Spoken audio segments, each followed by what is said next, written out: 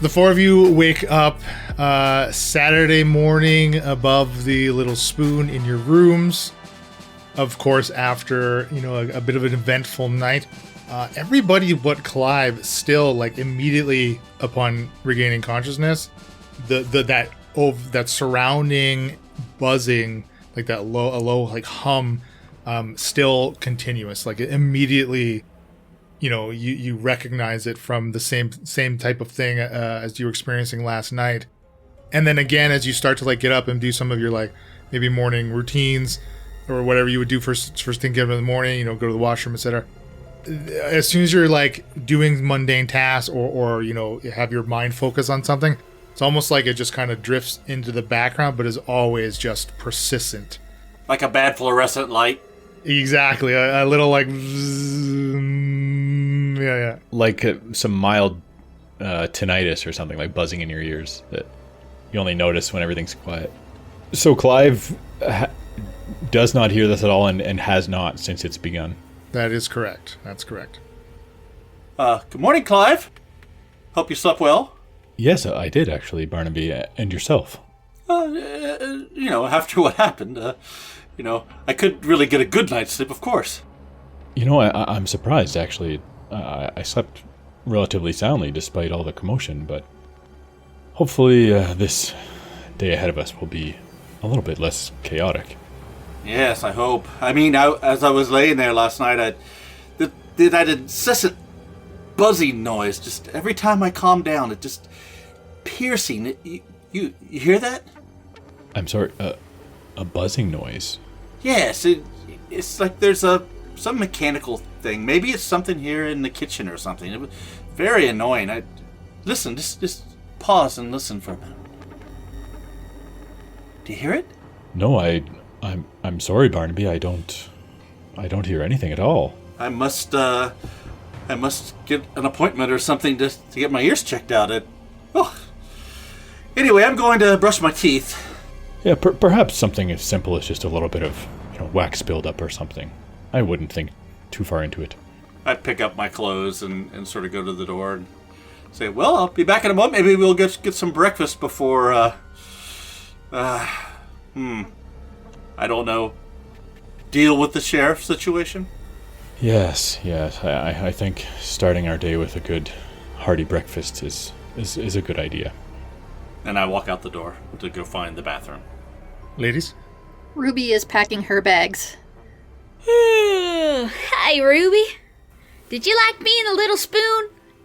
Above the little spoon? Yes, it is high time that you woke up. We do need to pack and get out of town, as the sheriff said. Pack what? I didn't bring... No. I'm here to see Uncle Joe. Okay, well, you take care of that. I'm going to the bus station.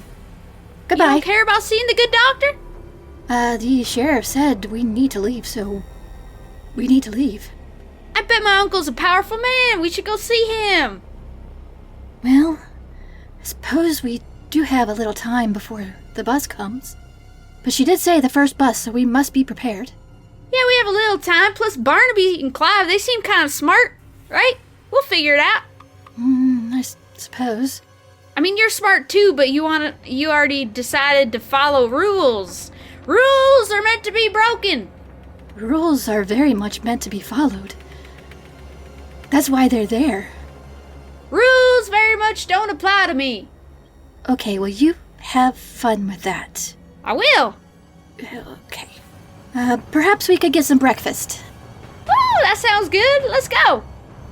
And kind of based on a few of you at the bus stop when you arrived last night, kind of looking over the schedule and stuff, you know that the first bus out, especially on a Saturday morning, doesn't leave Glasston until about 10 a.m. So you do have a couple of hours before you need to get to the bus depot to catch, as the sheriff said, the first bus out of town. Do try not to break any glasses this morning. I don't think we could use a repeat of what happened. I mean, I only care to see how many bounces I get out of the super duper. What do you think? 2? 3?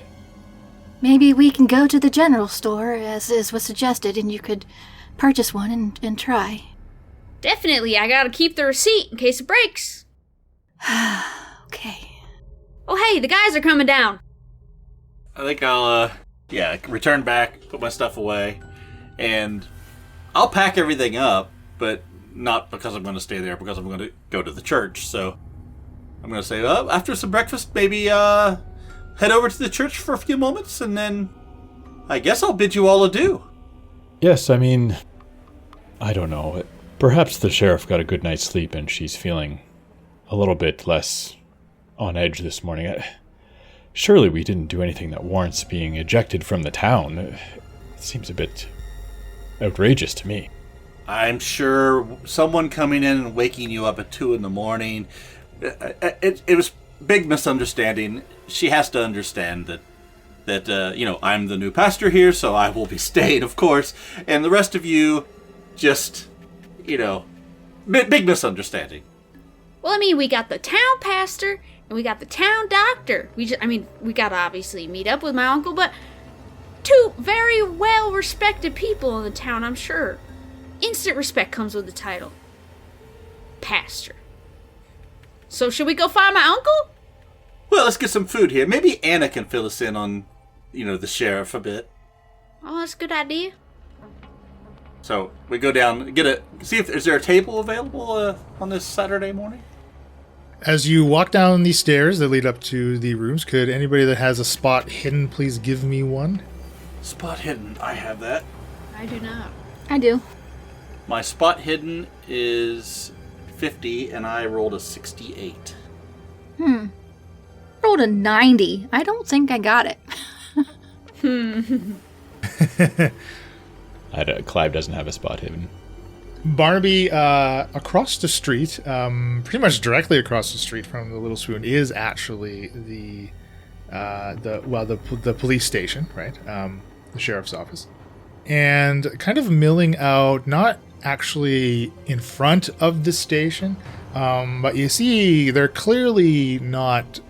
They're not trying to hide themselves, but they're not being, they're not out in the street, out in the open. They're kind of nestled back behind the police station.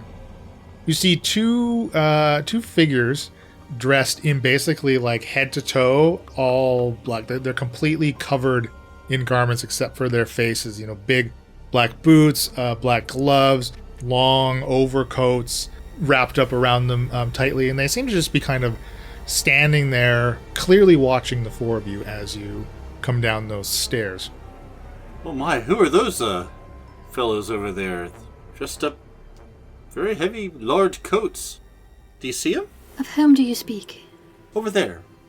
Behind the sheriff's office there. Where? The sheriff, across the street. I point. Oh. You probably shouldn't point at them like that. Well, just letting you know where they are. I mean, I sort of see that they're looking at us, so I give them a wave. It's kind of warm to wear them coats out. Yes, it is. Morning! And you see, like, they've clearly noticed you, noticing them, noticing you, and then they don't wave back, but they kind of both have their arms crossed, and they both kind of, like, stiffen up straight as they were, a little relaxed, kind of clearly waiting for the 4 of you to come out. And then they don't make a move to cross the street or anything. Now that you've all Barnaby has pointed them out, and they're kind of shuffled around as they cross their arms. Could each of you give me an intelligence roll, please? Clive just snuck by with a 47 for his 50. I have a 24 of my 50, so... I have an 11 of my 70. Ooh. Wow, smart cookies. 85, that's a fail. Dang it. You all see, after Barnaby has pointed them out, you see them as they're shifting. It looks like one of them, at least, who's the closest to you, as they're kind of offset by maybe 3 or 4 feet from each other. Not shoulder to shoulder kind of thing, but it looks like there's a glint of light, like at his collar, as the fabric of his shirt kind of moves as he's crossing his arms. And so you all see that, but everybody but Joe immediately recognizes the same kind of rainbow glint that the piece of glass out of the woman's arm and the rash that Ruby had picked out. Exact same shimmer or refraction of light, like exact same pattern. As Clive, you were kind of asking about it and if there was anything special or unique about it. Well, now you know maybe not so unique, but they're clearly giving off this same type of pattern of light as it's, glistening off of something. Yeah, it sure is interesting that they're so covered up in such warm weather. Did anyone else catch a little glimpse of something shiny just under that one's collar? Yes. Odd, isn't it? It would appear he has glass embedded in his neck. I was thinking the same thing. I think we'll continually be walking towards the diner as we're having this conversation. Are they still watching us, or are they sort of, are they like focused on us as we're walking and sort of talking to each other? Absolutely, yeah. They're very clearly keeping an eye on you or watching you. And no matter where you go, and as you go into the diner side of the Little Spoon, right? There's the sign that says "Please wait to be seated" that you had kind of stopped at before Anna. You were able to flag Anna down, and in here it's not as busy as it was last night. Probably about half of the tables are full here, but again, like being outsiders, kind of similar thing. Last night, all of the Glasstonians in here, the native Glasstonites, they like to go by either one. It's really personal preference, is what it comes down to. You get kind of glances, maybe like a little sour eye as they kind of then go back to whatever their conversations or having food. Kind of a cold shoulder. I'll still, as we're going to, if we get a table, I'll be walking by and smile at them. Morning, folks. Good morning. Try to put on this overly happy persona to them. Good morning, everyone. You're gonna seat yourself? Do we see Anna or any other waitress? You do see Anna again on shift, yeah. Okay, then I will wait for Anna to seat us, of course. And same as she did last night, she's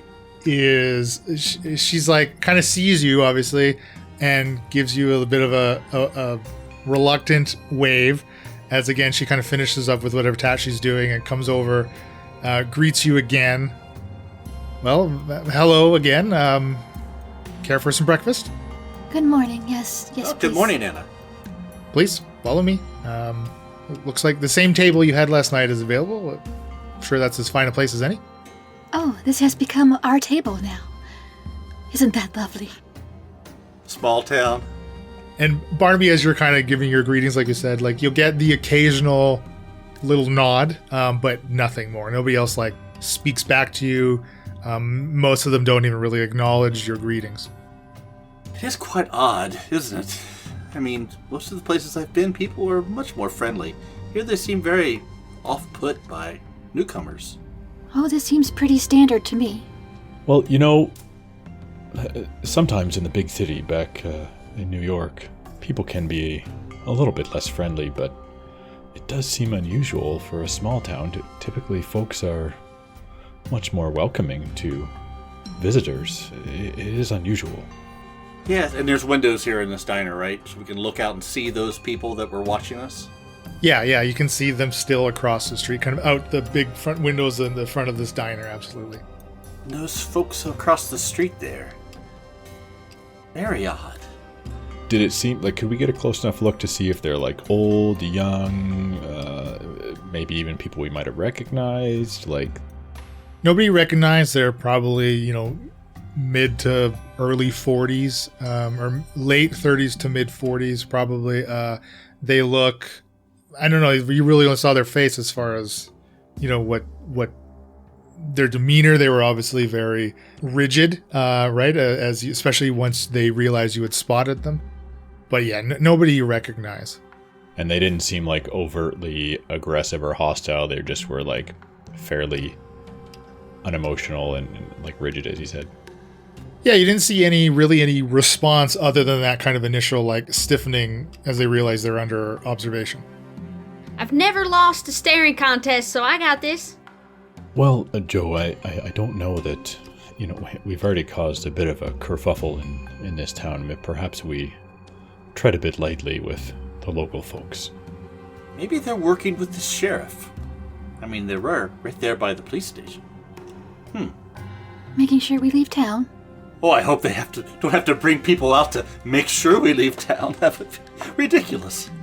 I'm hopeful that, like I was telling Barnaby a bit earlier, perhaps the sheriff was just a bit tired and has got a good night's sleep, and we can kind of smooth these things over today. Start fresh, so to speak. I don't know, she did have a rather big gun. Yeah, well, my uncle, I'm sure he got a few guns for each of you, so I mean, we just gotta find Uncle Joe. No, Joe, I don't know that violence is the way to solve this misunderstanding. I think we're all adults, reasonable people, I'm sure. We can talk this out and smooth things over. I'm not so eager to leave town right away. We just got here. Same. Anna will bring you some menus as she sets one down in front of each of you. She does inform you that they can serve you drinks in normal glassware if you were to order coffee. As again, they no longer crazy busy here. Clearly, the proper dishware has been washed from last night's orders and stuff like that. She'll ask you, how did you find your stay here at the Little Spoon? The accommodations were quite lovely, thank you. Yes, we had a bit of an issue last night, Anna. Someone was hurt here, and we tried to help. Ended up going to the police station, and your sheriff is quite the person. Very unique. Oh, well, yes. Sheriff McKay is very protective of the town. You know, Anna, is it sometimes the case that if you catch the sheriff at a bad time or perhaps in the wrong mood, that they may be a bit, how do I say? Violent? Well, no, not necessarily, but... Rude. Joe, pardon me. What I'm trying to say is, you know, the sheriff was a bit rough around the edges. I'm hopeful that we can perhaps smooth things over. I think we got off on the wrong foot last night. Do you think there's a good chance of that? Oh, well, she does have her off days, I would say. But I'm sure whatever report Cliff gave to her after your antics last night probably didn't start you out on the right foot with the sheriff. Of course, Cliff being the patron whose drink that was spilled. On accident!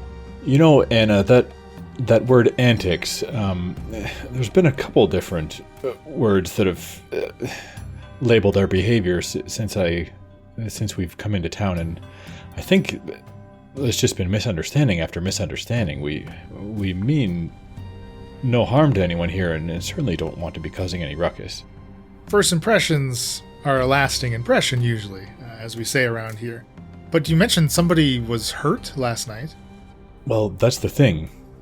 We brought this very troubled man to the sheriff's office thinking we were essentially doing a good deed. Well, that was after the girl that was hurt. Yes. And we were met with basically accusations of stirring up trouble, which it seemed very unusual. It's certainly not what we were intending to do. We only meant to help this man. And yes, as Joe has said, there was another lady who had some glass embedded in her arm. It was quite terrible looking. But she sort of wandered off away from us before we could do much to help her. As you kind of mentioned that, she almost like subconsciously like scratches at her own forearm underneath her, like over top of her long waitress sleeves. Oh, dear. Oh, my goodness. I feel I need to thank you then, this troubled man. I know exactly who you're speaking of. You took him to the sheriff's then? I mean, thank you for getting him off the streets. He's my father, Dennis. What? And when she, as she said that, like, you kind of looking at her face as she's speaking, right? Like the characteristics, like the small kind of button nose and dark, like long hair, or the coloring at least, very similar now. Thinking back to the way Dennis looked, like you can see the similarities in their appearances as she says that. He's not been right for some time now. Has he seen Uncle Joe? Has he seen a doctor? I'm afraid there wasn't much Dr. Sullivan could do for him. Well, Anna, we did calm him and take him. He seemed fine when we took him to the station. And I think you should be able to go get him this morning. We were concerned that, we don't know anything about his family or anything. Who would be able to help? Now that you know he's there, you could go help.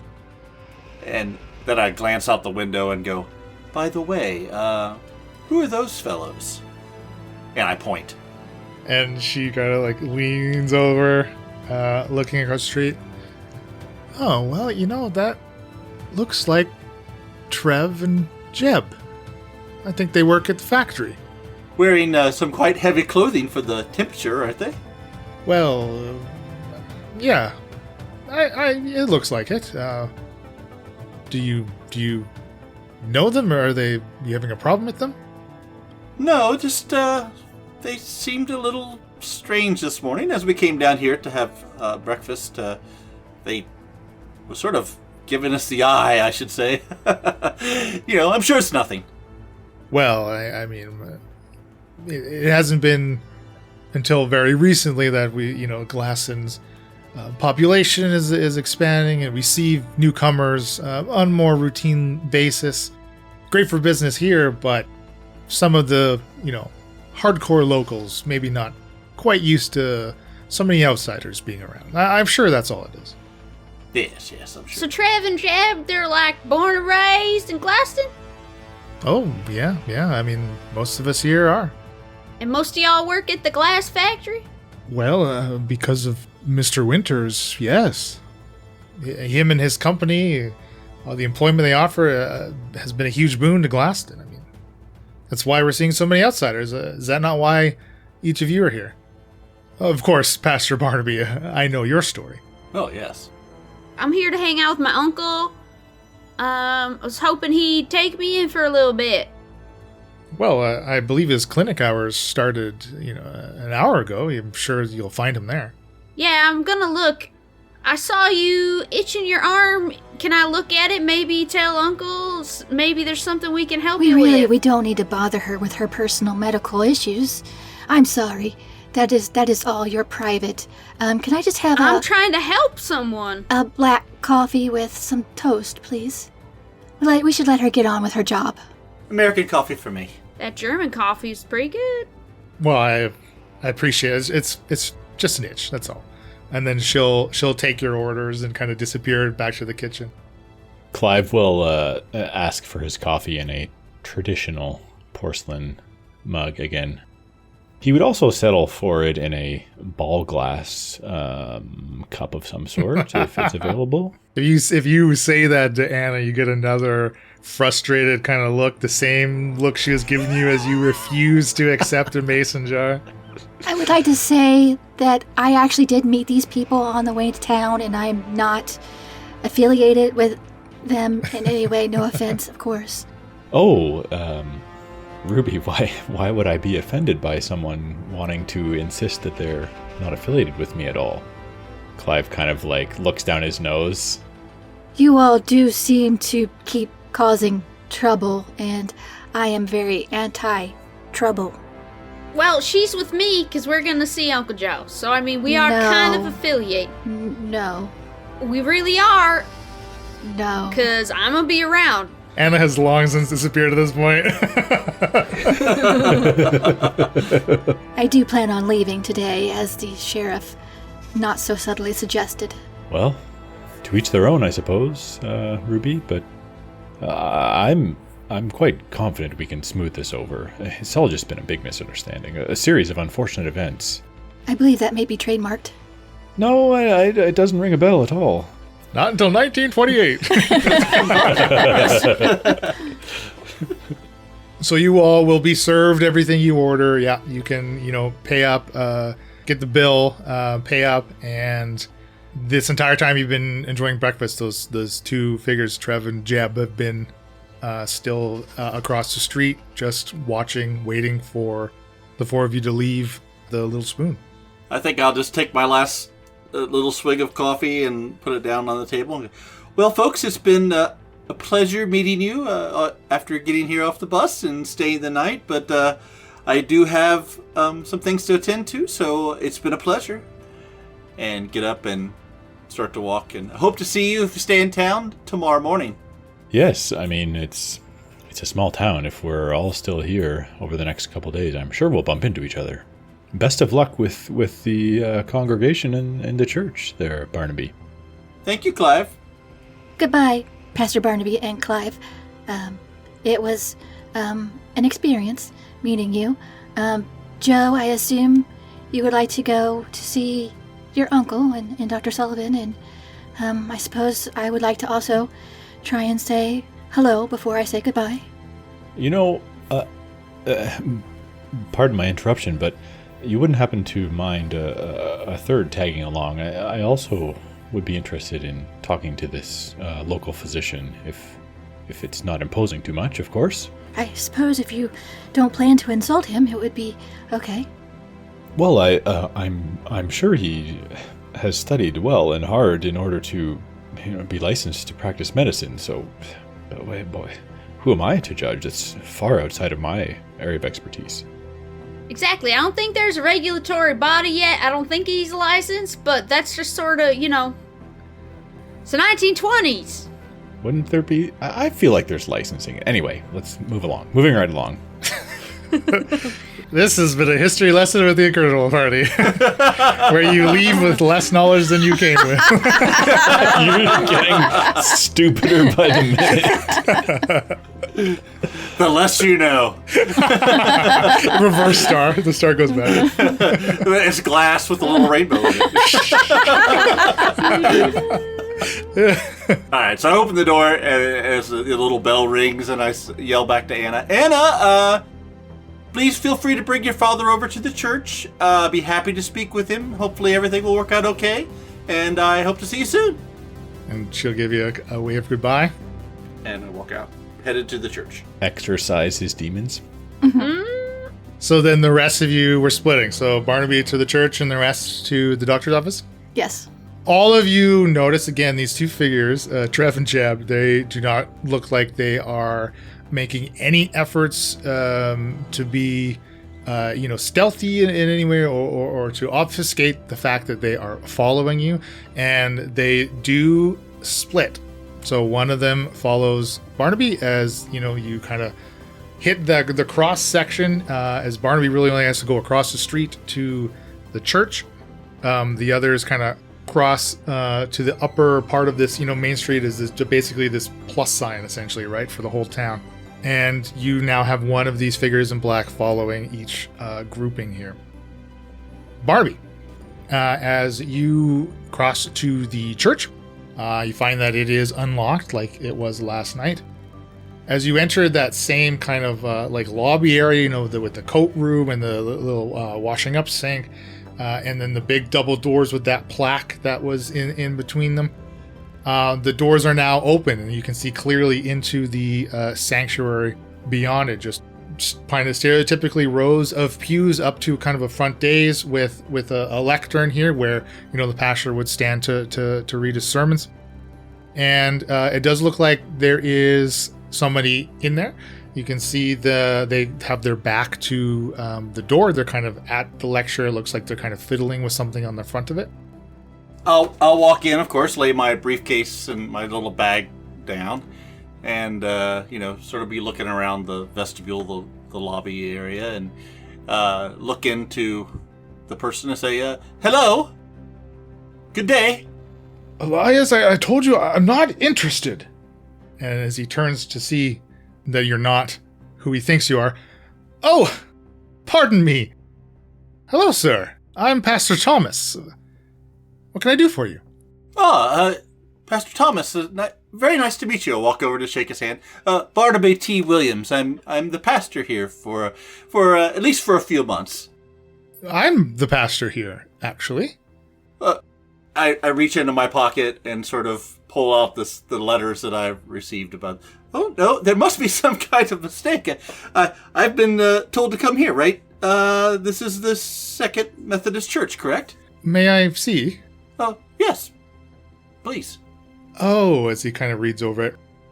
I see what happened. Well, this isn't the Second Methodist. This is the Church of Great Faith. But I see here there's it looks like a bit of schmutz or something as he kind of licks his thumb and rubs at the letters. You were to report to Glasston, Illinois. This is Glasston, Indiana. Oh.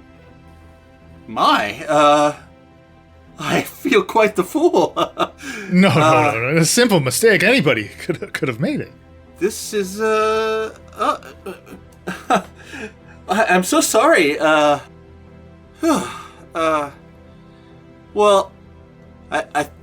I'm sorry for the mistake. Please, and I sort of back out a little bit and go, I need to contact someone. No. Hold on a second. Perhaps this is a mistake of some fortune for myself.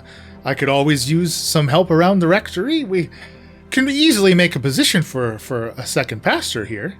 Oh, I do appreciate it, but I did make a commitment to this the Second Methodist in this other town, and of course I fear that I'm now late, and this is embarrassing. But I do appreciate it. Thank you very much, and I just walk out, pick up my bags, and say, I hope everything is well. I'm sorry for bothering you, and walk out the door. Oh, no, not a problem. And as you're turning, kind of, again, you're like, focus on this person, then of course the conversation, and now you're kind of like, you're noticing for the first time here in the sanctuary the big stained glass feature, and it's like this beautiful landscape in stained glass, which obviously strikes you as very unusual. Usually, in a church, the big stained glass centerpiece would usually be depicting like biblical stories or figures here, right? So this kind of more scene of nature rather than that seems kind of out of place here.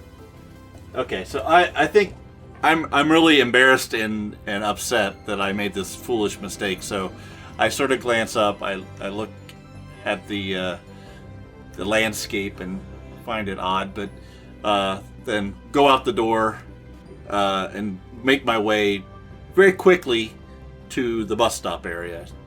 If you're still around tomorrow, come back for the service. Yes, thank you.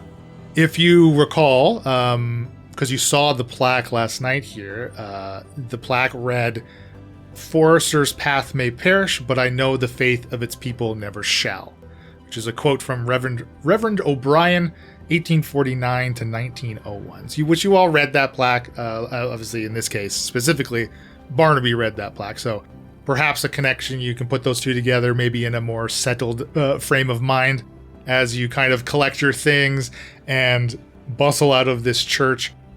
As you do, like you almost miss them in your, exasperation. The darkly clad fellow that was followed you is now kind of set himself up again across the street. It seems they kind of maintain this distance on the other side of the street, outside of Patty's General Store, which is of course right next to the Little Spoon. I think my demeanor's changed a lot from being very pleasant and saying hi to everybody and letting everybody know I'm the new pastor to very embarrassed and headed straight to the bus station to see how I can get out of town as fast as possible. The rest of you making it to the doctor's office, which is not much further from the Little Spoon than the church is. As the three of you approach the doctor's office, you see somebody is leaving. And if you recall, the doctor's office is kind of this old-looking brick, old brick facade with kind of overgrown moss and ivy hanging from the top of it. But someone is leaving out the front door, and you just see they're kind of in long sleeves clothing, like most of the people in Glasston, and they just have a small little plain white bag in their hand as they kind of bustle off to wherever they have to go. So as the three of you enter the doctor's office, opening that same small wooden door, kind of opening with a loud creak, and it immediately opens up into kind of a quaint little office inside. On your right as you enter, you see a long desk, behind which sits a plain young woman. She appears to be filling out some paperwork, wearing kind of a loose dress with a thick, oversized sweater. Again, more long-sleeved clothing. To the left is kind of an arrangement of seating with, several wooden chairs and a bench kind of against the wall. There's about two patients here appear to be waiting to be seen. And then directly ahead of you as you enter is a second wooden door that obviously leads into some type of back space, presumably Dr. Sullivan's office. As you enter, the woman will look up from her paperwork and greet you. Oh, hello there. Do you have appointments? No. We do not. But I am the niece of Dr. Sullivan. If I could have a minute with him, I think he's expecting me. Yes, could you please let him know that Ruby Mayfield has arrived? We will wait for him to be available to see us, of course. Oh, and she's kind of looking through her paperwork. Well, I see. She'll get up, open the door, peek her head inside. You hear kind of the murmur of a quick exchange of conversation. He'll see you right away. Oh, wonderful. I am carrying my luggage with me. You enter into kind of like a very sterile-looking room. Kind of the walls are this pale beige with a dark hardwood floor, and obviously there is an examination bed in kind of the left side of this space, with a desk facing the wall across from it. And beside the desk itself stands a metal rack on wheels, which holds various medical utensils, all of which Ruby clearly recognizes, and what they are and what their functions would be. You can each, I think, it's only Ruby that has spot hidden here. So, like we did with last time, you could still make spot hidden rolls, but you'll make it with a negative die. So you can all go ahead and do that for me if you want. It is a hard success you'll need, however. So with the penalty, you roll 2 of the 10s dies and take take the higher number. What happens if you roll 3 zeros? 0, 0, and then 0? That is a 100. Yes, so that is a 100. Fumble. Dang it. My first one was 60, but then this was, 100. Okay. Clive does not have spot hidden. He got an 83. Ruby's spot hidden is 40, and I got a 36. Okay, so not quite a hard success. Okay. You both see Dr. Joseph Sullivan. He's in the office. He is wearing kind of like a kind of doctor's overcoat. Again, this kind of faded white, like there's not stains, but like that look of like something that has been stained repeatedly and then washed repeatedly. So like it still looks clean, but kind of faded white, right? And threadbare in some places, perhaps. And he's at the desk, and he has his kind of back to the door and turning as the three of you enter. Well, hot damn, Joe, Ruby, I wasn't. You're not supposed to be here until tonight. Wait. What day is it? Not expecting Dr. Sullivan to sound like that. You think he doesn't sound like me? We related. We're 2 peas in a pod. Uncle Joe, and I give him a big hug. He'll like immediately get up and hug you back. Ruby, are you unhugging greetings with Dr. Sullivan? No. I'll wave and kind of keep to myself. And he sticks out a hand to Clive. Well, howdy, I'm Dr. Sully. Oh, Dr. Sullivan, or Sully, I suppose. It's a pleasure to meet you. My name is Clive. Clive Holden. Well, the pleasure's all mine. I can't believe I lost track of the day. You know what's going on with the outbreak in the city here, and of course the moon shining down. Well, boy, my head's been in a tizzy. Yes, I was quite surprised to hear about the moonshine. That was unexpected. Well, when you don't get too many patients in a small town like Glasston, you got to find another avenue of revenue, as they say. I don't mind Ruby. She doesn't do the chemistry. Oh, she's mighty talented in other areas, I tell you. Other areas of the field of medicine. Thank you, Doctor. Doctor, I do appreciate an enterprising individual. I try to be creative myself. Yeah, I met this stuck-up guy on the bus. His name's Clive. He likes ball glass. Only ball. He's a ball man. Well, I wouldn't spread that around too much in a town like Glasston. Yes, I have discovered quite quickly that The residents here are quite loyal to the local glass manufacturer. Yes. They've done a lot for the city. Can't deny that. Cannot deny that. Well, if nothing else, I can respect, someone like Mr. Winters being motivated, driven, and stimulating the local economy. That's what it's all about. That may be the case, but I have some suspicions of a little more nefarious outcomes from this Winter Company. Oh, you don't say. Well, that plays in part of what I wrote to Ruby about. Clive is kind of like employing quite a bit of willpower to try and suppress a grin or smile at that statement from the doctor. Yes, Dr. Sullivan, there has been some unfortunate circumstances, and we have managed to get on the bad side of the sheriff. She expects us to leave town on the first bus today. Oh, my. Yeah, we have a little sheriff problem, but we were just trying to help. There was a girl, she was oozing and gooing, and there was may have been glass some in her. glass spilling, and some other shenanigans that has A psycho man, raised her ire against us. exactly, stealing my journal, my feelings journal. I don't know that labeling them as shenanigans is quite accurate, but there's, if anything, we could certainly all agree there's been some misunderstandings between us and the sheriff.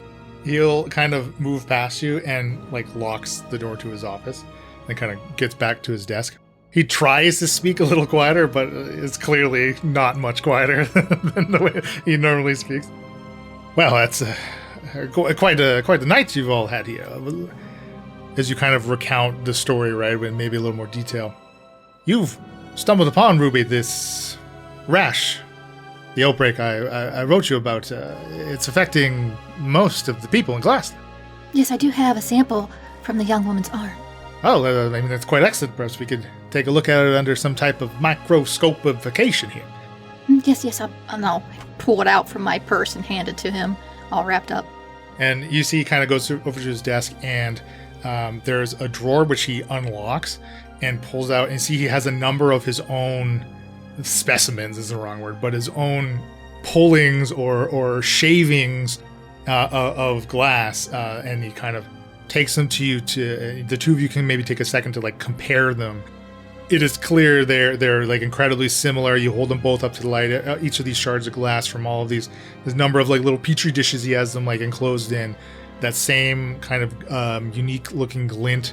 Again, same as what you witness on the people following you as well. Now, most of these folks that I've been talking to are employed at the factory. I have a suspicion whatever extra ingredient that they have been putting in some of these jars to make them duper and or super is contributing to this outbreak.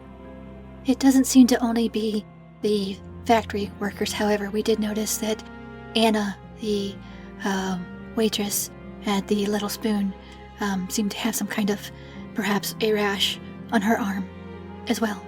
Yeah, she was itching good. Really itching it.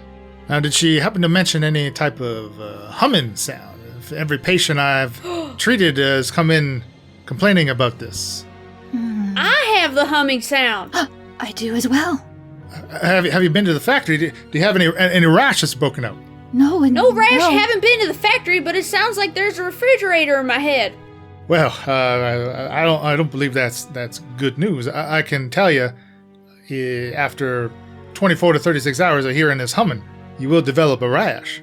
And he kind of pulls up his own sleeve, and you can see he's got a rash that's clearly further developed than the woman you had helped last night.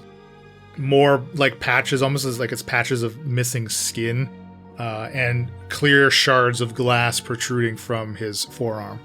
Oh my goodness, Doctor. Now, if I'm not mistaken, here you've never worked in the factory, I'm assuming, but you also have this rash? I have. I may have been with my contact with the affected here. Now, once I treat them, and I could really only prescribe a topical that simply takes away the itch. I know it does nothing for them, but they do never seem to return after an initial visit. Ruby will pick up some kind of little implement and gesture like, May I? to poke at his arm.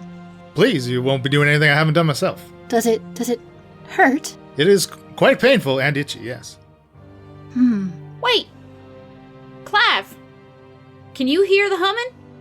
You know, it's interesting, Ruby Joe, that you would mention this humming, and there was another gentleman who also came into town with us who also mentioned some sort of noise he was hearing this morning.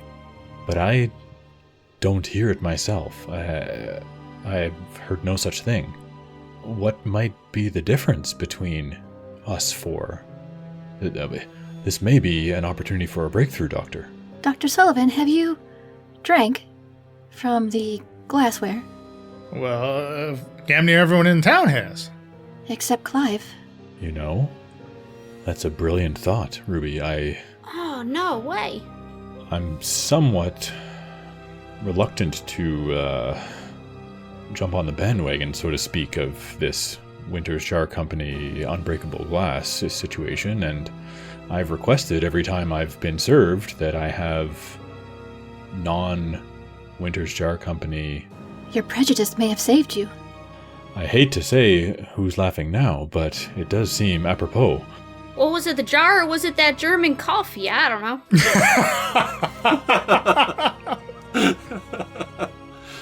Well, hot damn. Now, I hate to say it, but we have had a death in town as a result of this rash. Oh, no. A man named Timothy McBride. And how did he perish? Well, that's the thing. I don't fully know. I believe his body's sitting in the morgue right now, but the sheriff refuses to release any type of autopsy. Well, the sheriff wants to kick us out. I think she knows we're onto her. Something's weird's going on. But as the town doctor, can't you get access? As I said, the sheriff prevents it. Something's not right with the sheriff, I'm sure of it. The way she reacted to it, she drew her firearm on us, and we were being nothing but agreeable and cooperative, trying to help this poor man who we'd brought in last night, and I was scared for my life. Who was it that you brought in to the sheriff? Well, apparently it was the father of this. The Anna's father, Dennis. Well, I'm glad that you were able to give him some help, I suppose. I don't know if handing him off to the sheriff was exactly the help you thought you were giving him. He's been quite insane for a number of weeks. We did suspect. How long has the sheriff been in town again? I mean, she's older than I am. She's grew up here just the same as me. At least born here. So a while then? Presumably all her life. I mean, she's hasn't been quite as strict as you know. I knew her when we were younger. So you say she drew a weapon on you. Well, how many times did she draw it? Just once? Twice? Oh, How once many was quite times? enough for me. Goodness. Yeah. Once is plenty. Well, it's my experience that it's not until the second, possibly the third time before she's actually going to be pulling the trigger. I do not plan to stay around for a second. I am sorry. I must leave on the first bus out. Well, hold on there. Who knows how many of us may actually be infected? I don't know that we can spread it outside of Glasston. If we can contain it, we must. That is a very good point. We're stuck here? I do believe we are, yes. I hate to put this on you, Joe, Ruby, my new friend Clive. Is there some way that you could potentially get into the morgue on my behalf and look at this Timothy McBride? Ruby, with your expertise, your eyes would be just as good as mine looking at it. You want us to break the law? It's not breaking any law. I'm the one that's prevented from being in there. You just need to take a look at his body, see what you can see. We need to see the final stages of this infection.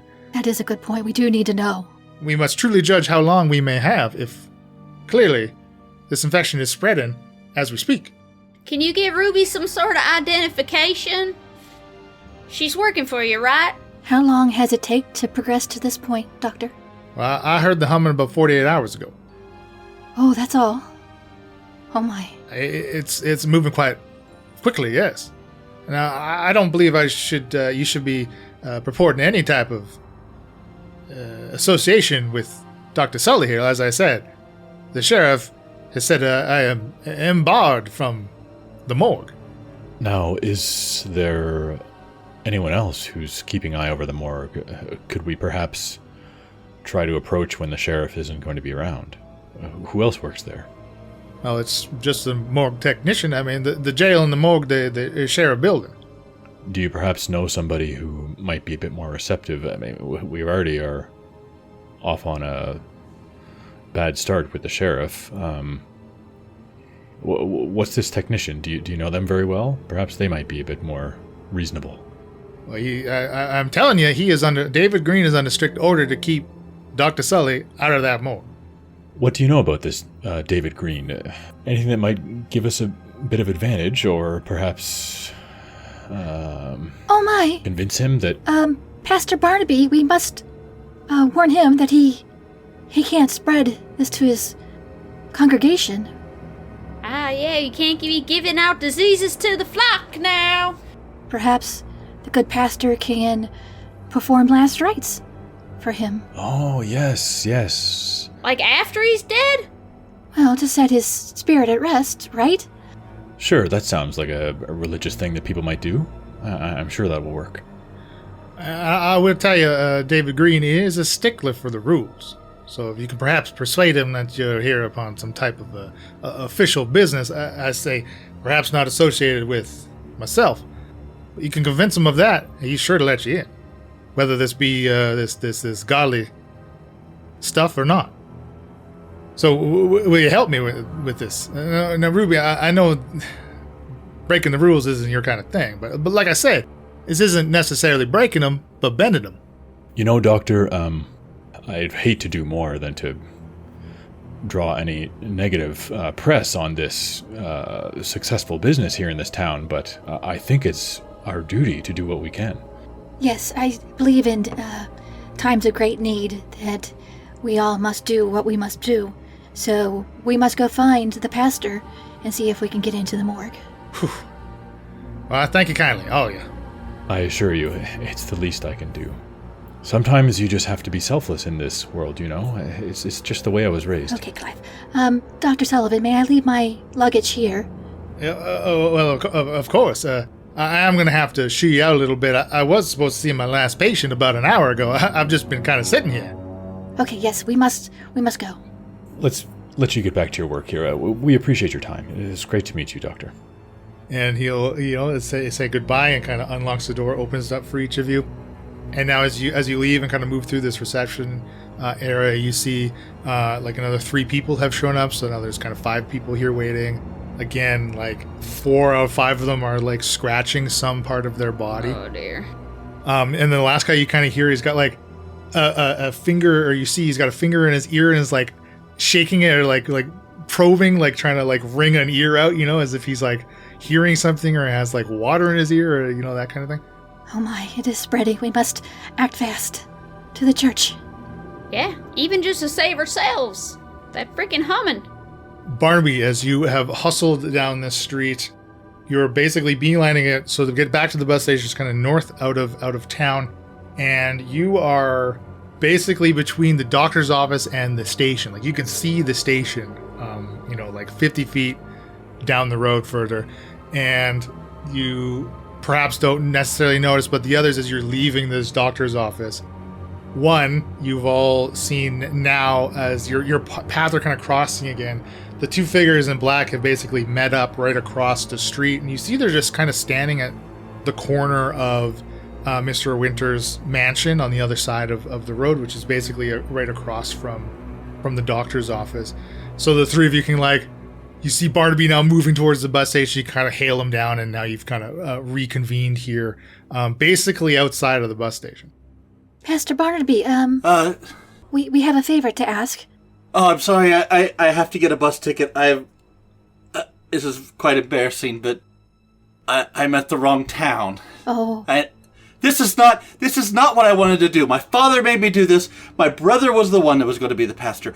I wanted to be a boxer. I never wanted to do any of this. Now, this is the 3rd time I've been to the wrong town. They're probably going to never let me do this again. But, Pastor Barnaby, I do have more bad news for you.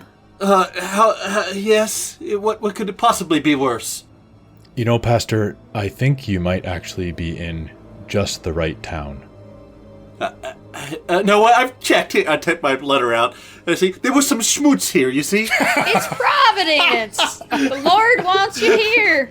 So, we did see Dr. Sullivan, and he has informed us that the goings on in the town does start with a humming in the ears, and it potentially is very contagious. So anyone that has these said humming really shouldn't leave. But also, we do need your pastorly duties to go to the morgue and examine the dead body of somebody who has died from this. Whoa, wait. You want me to go to a morgue?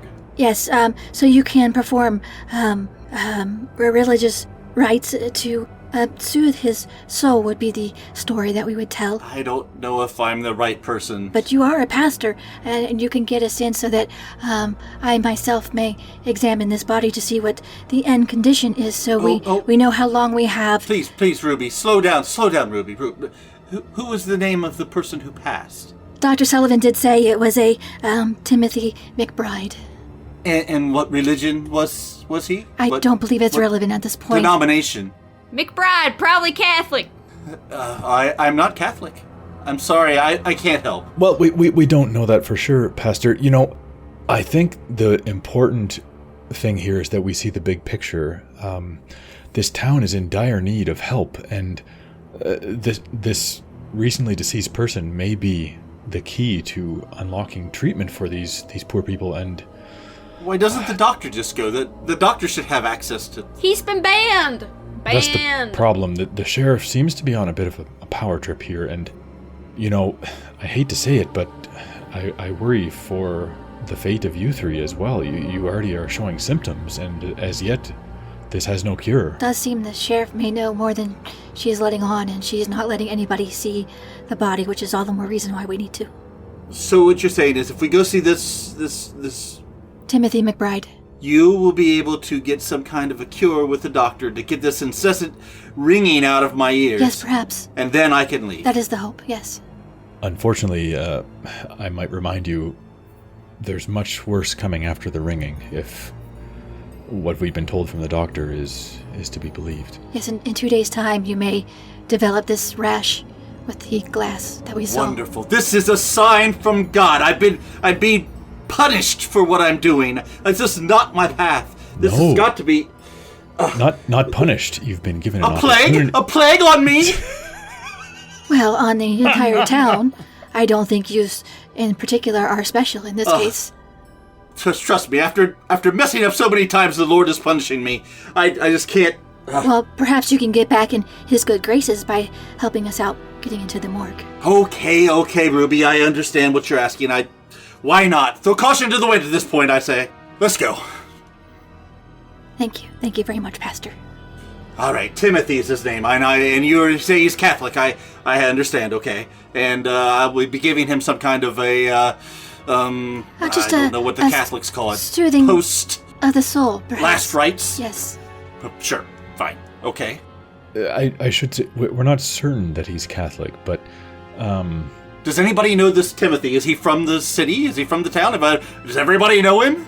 I believe so, yes. You're asking for people that arrived in this town with you. You're asking me to lie. Stretch the truth for the good of the community. We're not necessarily lying.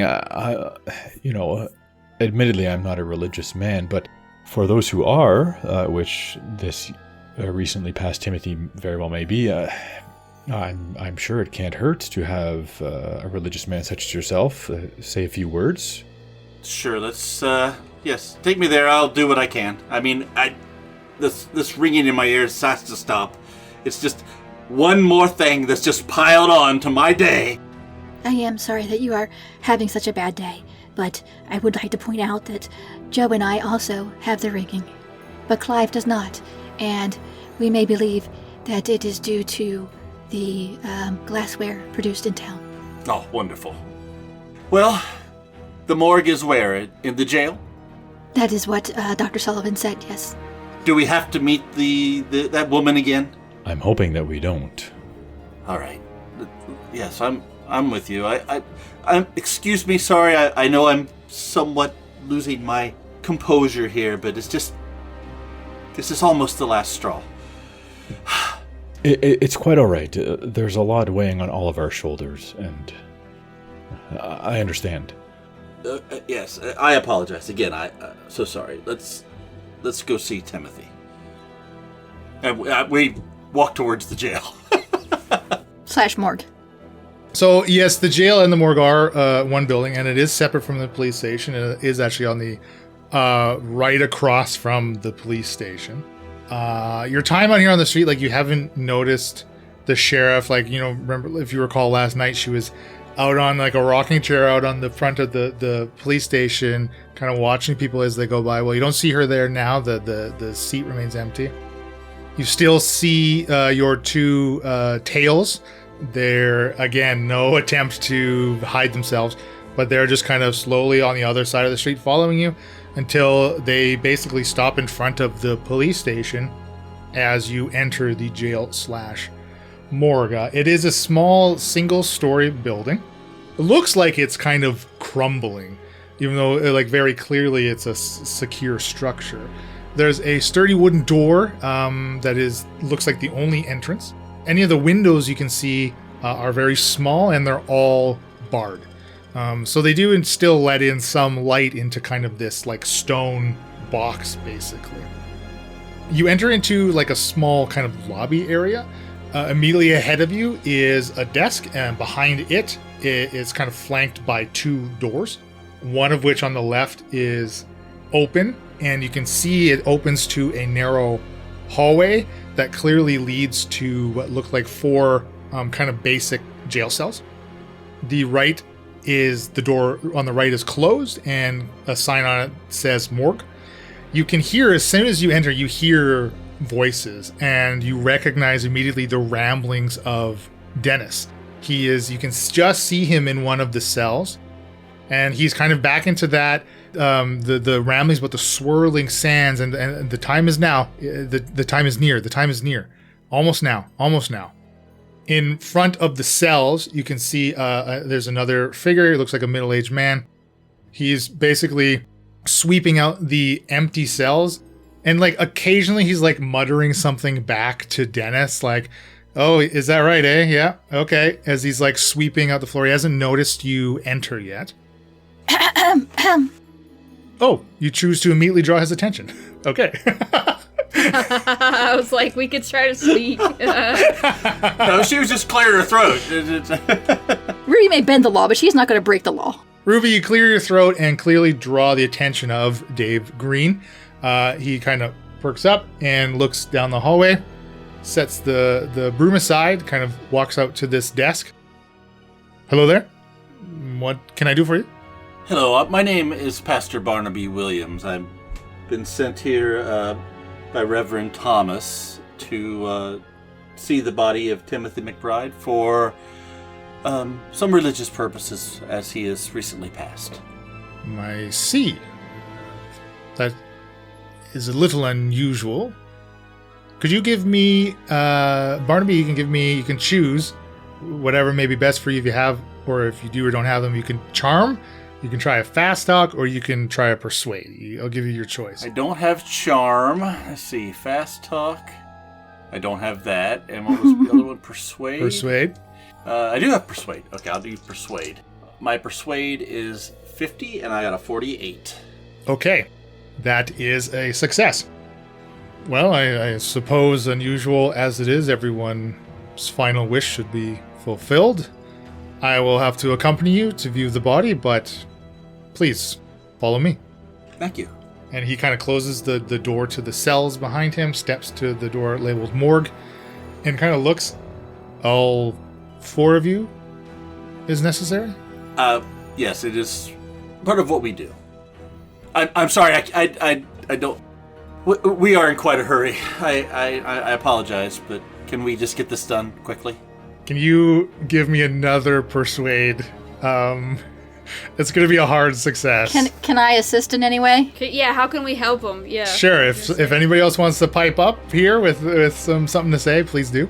It really was his request that a pastor comes and sees him. We did try to get here earlier, but we weren't able to. Extended family. Extended family. I don't believe Mr. McBride had any family outside of Glasston. Oh, we quite estranged, but we did hear of his passing and wanted to pay our last respects. Yeah, he's one of my cousins. Far removed. They arrived yesterday. The Reverend asked if I could help. Okay, Ruby, you can roll me either a charm, fast talk, or persuade to make Barnaby's check a normal success needed rather than a hard success. So my charm is a Do you have any of 40. those? I have a charm of 40, and I rolled a 76. That's the wrong way. You want to push your roll in some way? Yes, I will pull out a rosary from my handbag and start fiddling with the beads. Kind of like starting to say Hail Mary. You have a rosary in your inventory? Yeah, she's very religious. I am not Catholic. I am okay, so I will get you. You know what? I'll let everybody please make me a luck roll to see if David knows the difference between these kind of rosary beads versus what perhaps Pastor Thomas is peddling. 45 out of 85. I failed. I failed. I just barely passed 24 out of 30. 2 or more passes that as you pull the your rosaries out, David kind of looks at them semi-quizzically and then just kind of nods and motions for the 4 of you to follow him into the morgue portion. Stepping into the morgue, it's kind of like basically a bare room. There is a metal examining table in the very middle of it, like basically just like a flat steel surface, right? Behind it is a wall with a large like square drawers, and he will step to one. You see one of them does have a label on it. It says Timothy McBride, male, 55, heart failure. Dr. Joseph Sullivan is marked on it. He will pull out, or open this drawer, a handle on the side of it, kind of clunk, unlocking it, and pulling out this large, person-sized drawer, right, for where the body is stored. And he will kind of pull back a sheet that's on it, and basically, uncover Timothy's face. Is there something else you need of me here? I pull out my little small pocket Bible and I say, you're welcome to stay for the reading, or not. It should take about 10 minutes. Well, I'm not very religious myself. I'll just be outside. If you need me, just call. Thank you. We do appreciate it. A final goodbye is always good for closure. And he will step out of the morgue, kind of, again, closing the door behind him.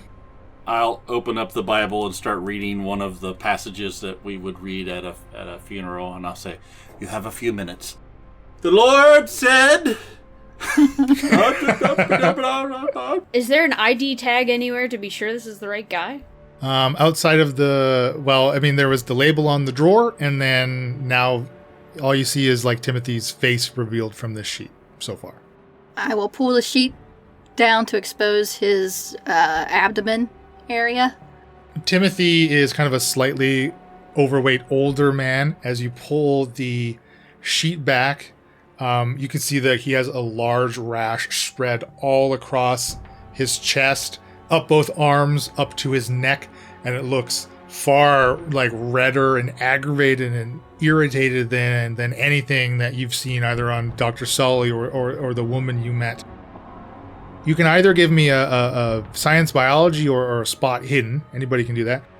Even just your general inspection, though, without it kind of diving further, you see what would be smaller shards on kind of a more localized rash you've seen. They're clearly whole shards, like if you could hold it and grip it in your hand like a makeshift knife, like that kind of size of like shards of glass, no longer just like little splinters of glass. Does it look like an autopsy's been performed, or he just is just laying there with a rash and shards of glass? There's no signs of him being cut open. There's no like surgical incision on his body at all. Just this rash. Then how would it say heart failure? Cover up. So my science biology is a 50%, and I rolled a 46. Okay, is anybody else doing a spot hidden or a? I'll do a spot hidden. Ooh, a spot hidden. I got a 1. Ooh, Whoa! you can multitask. I'm reading and I'm looking down at Yeah. So Ruby and Barnaby are you two are going to be the ones kind of right up to this body, inspecting it here, and both of your checks reveal that the skin is actually peeling away in places. And God said the skin is peeling away from places as he went further into the town. And I point. Oh my, that is quite unusual. And I will pull out a scalpel and tweezers and take samples from everywhere. As soon as you apply your pressure from the scalpel and pick up a bit in the tweezers, just the whole top layer of his chest just sloughs off. Ruby and Barnaby can both make me a sanity roll. I have a 49. I got an 87. I have a 49. I got a 38. Ruby, you lose 2 sanity. Barnaby, you lose 4. And now that you've revealed this, again, because the two of you are the ones that did the check, that's why Joe and Clive are kind of back a bit, really, and maybe not initially witnessing this sloughing of skin, but underneath, like, you see there's just a layer of something that it's grown hard and smooth. Like, you can see bones and blood vessels of the arm as the skin continues to peel off of Timothy. Bits and pieces of this layer is murky, but other sections of it looks like whatever is underneath it or whatever it's composed of has cleared up, and like under the cheap like fluorescence of the morgue, you can see refractions of that rainbow display. Again, matching shards pulled from rashes and witnessed underneath clothing. Oh my, this is quite disgusting. How much longer? I believe I have all I need. Let me just cover him back up and put him back in the drawer, and we can leave the morgue, but we cannot leave this town. I'm afraid we must stay till we figure out what is going on. We do not want to risk contaminating anywhere else. Would it help if I open any more of these drawers? Probably not, as they are not labeled. This is already bad enough. Let's go. Amen! Amen! Hallelujah! And we go over to the door. I will put the body away before we leave. Okay, like cover him up, push the door back in. Clive is holding a handkerchief over his face and like barely holding himself together with sort of disgust. But it looks like tears. Yeah, Yes, exactly. Yeah. Trying to make yourself look sad, but you're really repulsed. He's really just choked up at this terribly Your long sad. lost Yeah. second or third cousin. I'm starting to feel itchy. Anyone else feel itchy? No, we're ready to go, sir. Is the door open? Is it? Yeah, you can walk right out of Okay. like this door opens as you try. Like, he hasn't locked you into the morgue or anything. You open it, and it does seem like David has resumed sweeping. As you file out, the door to the jail/morgue opens, and you see the 2 men in black step in, Trev and Jeb. Both of them have their kind of arms crossed again. One of them speaks out. It seems you've gotten into more than you should have. The first bus left minutes ago. You weren't on it. No, Dang it! we feel it is not safe for us to leave at this time, as we may be contagious, carrying whatever it is that everyone in this town seems to be afflicted by. we do not want to potentially carry it out of this town and spread it farther. Well, darling, it's not safe for you in town either. And they advance on you. It would appear not.